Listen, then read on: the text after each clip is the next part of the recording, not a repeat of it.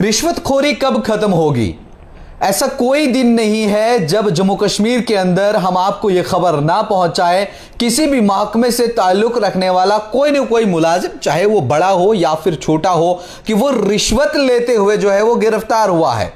और इस समय एक खबर आ रही है, कश्मीर से खबर आ रही है कि महकमा पीडीडी के अंदर काम करने वाला एक मुलाजिम, जिससे एंटी करप्शन ब्यूरो ने रंगे हाथों पकड़ा है और 5,000 की रिश्वत की डिमांड कर रहा है।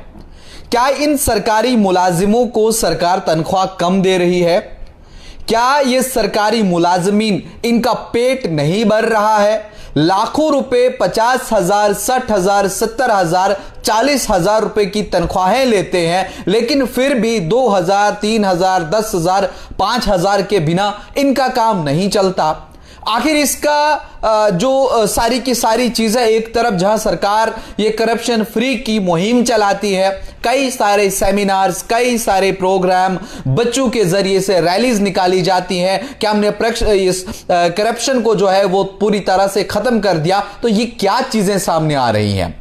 अभी जो एक पीडीडी का मुलाजिम है, उसने डिमांड करी एक शख्स को, उसने घर बनाया था, अब उस घर में उनको जाना था, वहां उनको नया कनेक्शन निकालना था। उस नए कनेक्शन को निकालने के लिए इस शख्स ने उससे 5,000 की डिमांड कर दी।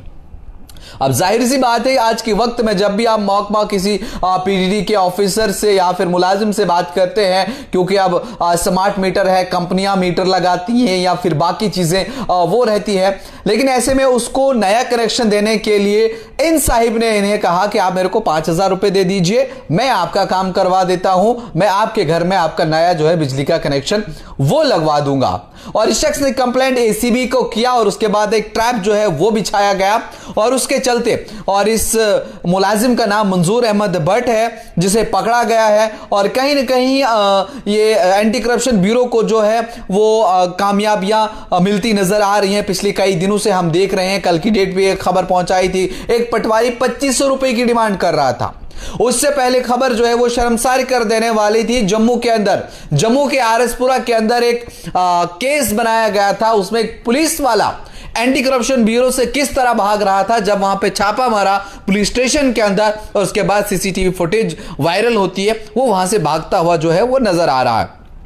और ये कहीं ना कहीं शर्मसार कर देने वाले सारे वाकया सामने आ रहे हैं। और करप्शन को खत्म करने के लिए, रिश्वतखोरी को खत्म करने के लिए कई सारी चीजें चलाई गई, लेकिन ये तमाम चीजें जो है वो खत्म नहीं हो रही हैं। अब इस सिलसिले में एंटी करप्शन ब्यूरो ने इसे पकड़ लिया है और एक एफआईआर भी जो है वो भी दर्ज की गई है। अब कहीं ना कहीं इन तमाम लोगों को जो ये रिश्वत लेन देन का काम करते हैं, और अगर ये बाज आ जाए तो सही है, वरना एंटी करप्शन ब्यूरो जो है वो कार्रवाई कर रही है।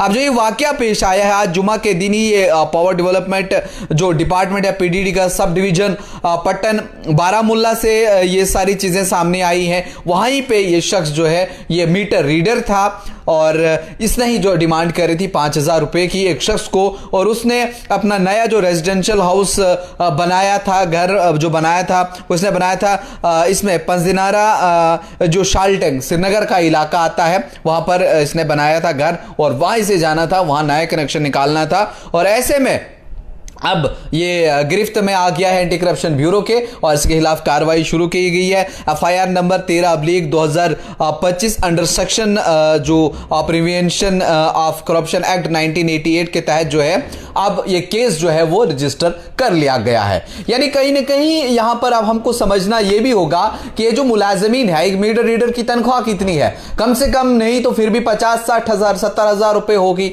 और कितना ही काम अब सरकार इनको दे रही है, लेकिन फिर भी आम लोगों से पैसा लिए बिना नहीं रहा जाता इन लोगों से। और कहीं ना कहीं एंटी करप्शन ब्यूरो को फिर एक कामयाबी मिली, कल एक पटवारी, और उसके पहले एक फॉरेस्ट गार्ड, उससे पहले पुलिसकर्मी, और उससे पहले भी कई सारे महकमों की जो है वो शिकायतें अभी तक आ रही हैं, और जहां जहां शिकायत मिल रही है एंटी करप्शन ब्यूरो उन पर अपना पूरा का पूरा पंजा जो है अपना शिकंजा कसती है, और इस तरह से इन तमाम लोगों को जो है वो बेनकाब किया जा रहा है। अब आने वाले क्या कुछ अपडेट्स इस पर रहेंगी, उस पर भी हमारी नजर है, वो जो ये डिटेल सामने आती हैं अब तक जरूर पहुंचाएंगे। आप देखते रहिए न्यूज़ इनसाइडर 24/7।